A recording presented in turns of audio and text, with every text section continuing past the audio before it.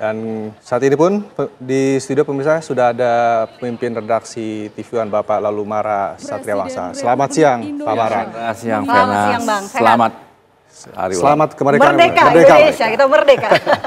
Pak Mara, kita melihat tadi rangkaian acara yang begitu meriah, sangat meriah bahkan bisa kita lihat di Istana Merdeka. Ini juga dengan temanya adalah Bersatu, Berdaulat, Rakyat Sejahtera, Indonesia Maju. Nah, Pak Mara, ini Anda bisa melihatnya, ini makna seperti apa yang disampaikan pemerintah kepada rakyat, Pak? Makna sesungguhnya sesuai tema itu.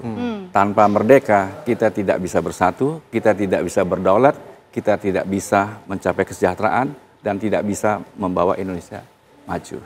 Itu makna sesungguh daripada kemerdekaan itu. Dengan merdeka, apa yang kita inginkan, apa yang kita angan-angankan, apa yang kita cita-citakan, bisa diusahakan untuk tercapai. Karena itu, apa yang kita lihat hari ini, perayaan ulang tahun kemerdekaan kita ini penuh dengan sukacita, sekaligus menyampaikan rasa syukur terhadap apa yang sudah dicapai hari ini, dan ungkapan juga terima kasih kepada para pahlawan, baik yang dikenal maupun yang tidak dikenal, yang bisa membawa kita merdeka. Tapi kalau kita lihat Bang, tadi rangkaian acara perayaan HUT RI di Istana ini sangat meriah, hikmat dan juga penuh sukacita seperti yang Bang Mara sampaikan. Kita juga bisa melihat ini adalah tahun pertama dari Presiden Prabowo Subianto yang juga dengan sukacita dan juga ceria ya memimpin jalannya upacara hari ini. Anda melihatnya seperti apa? Nah, ini sebetulnya juga melihat bahwa bagian daripada membangkitkan kembali semangat nasionalisme, semangat patriotik kepada kita semua. Sangat bagus sekali buat kita. Bahwa Presiden Pak Prabowo itu kan, kalau kami melihatnya lah, sangat konsekuen melaksanakan satu Pancasila dan Undang-Undang Dasar 1945. Ya, termasuk di program-programnya juga yang disampaikan semua, sudah kalau semuanya lihat, sesuai dengan Undang-Undang. Semua yang beliau jalankan sesuai dengan amanat konstitusi. Pertama, menjaga bangsa Indonesia dan seluruh tumpah darah Indonesia. Dua, membangun kesejahteraan umum melalui berbagai program, mencerdaskan kehidupan bangsa, kita lihat berbagai program juga, dan ikut serta menjaga perdamaian ini, ketertiban dunia melalui kemerdekaan, perdamaian abadi, dan keadilan sosial. Itu pondasinya amanat konstitusi, dan beliau konsekuen melaksanakan itu, termasuk juga dalam bidang ekonomi kan beliau sudah menjelaskan bahwa kita dasarnya adalah pasal 33 ayat 1 sampai 4 itu. Oke, tapi kalau kita melihat ya jalannya rangkaian tadi Bang Mara, ini ada atraksi-atraksi militer begitu, sesuai dengan background dari Presiden Prabowo Subianto. Atraksi militer kan bukan tahun ini saja. Tahun sebelumnya juga tahun sebelumnya juga ada, dan tapi memang beliau ya mempertegas lagi soal ini gitu.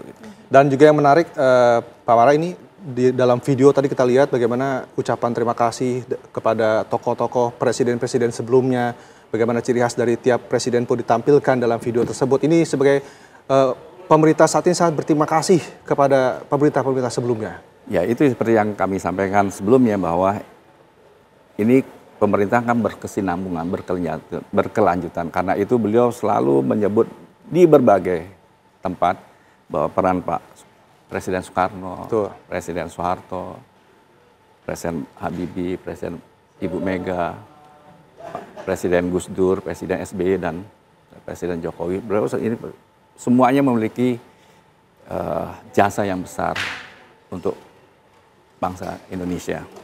Gitu. Ini kan akhirnya kita jadi beliau ingin melaksanakan lalu bangsa yang besar itu adalah tidak melupakan jasa pahlawan. Oke, tidak melupakan jasa dari pahlawan-pahlawan. Kita sudah menginjak usia 80 tahun Bang Mara. Usia yang kalau kata Prof. Wiwi tadi, usia yang begitu matang gitu. Apa sih harapan di usia 80 tahun ini untuk Republik Indonesia? Harapannya seperti yang disampaikan Presiden Prabowo, bahwa negara inilah negara besar, negara yang kaya akan segala macam hal dalam sumber daya maupun manusianya. Oleh karena itu pondasi kuat untuk kita melangkah ke depan. Tinggal bagaimana tata kelolanya. Dari sini kita lihat bahwa bagaimana Presiden Prabowo pada saat pidato kemarin tampak tidak bisa menutup kemarahannya terhadap perilaku tindak koruptif.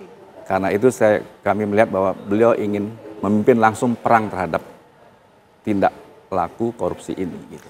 Baik, itu dengan pidato Prabowo tersebut dalam pidato kenegaraan dan pidato juga nota keuangan, ini terlihat bagaimana ketegasan dari Presiden. Ini apakah sinyal yang sangat baik bagi masyarakat untuk pembangunan Indonesia ke depannya, terutama di usia yang ke-80 tahun ini? Bukan hanya sinyal, ini memang yang harus dilangsungkan. Beliau yakini bahwa dengan menghapus tindak laku koruptif itu, beliau yakin bahwa Indonesia akan tumbuh dan berkembang pesat.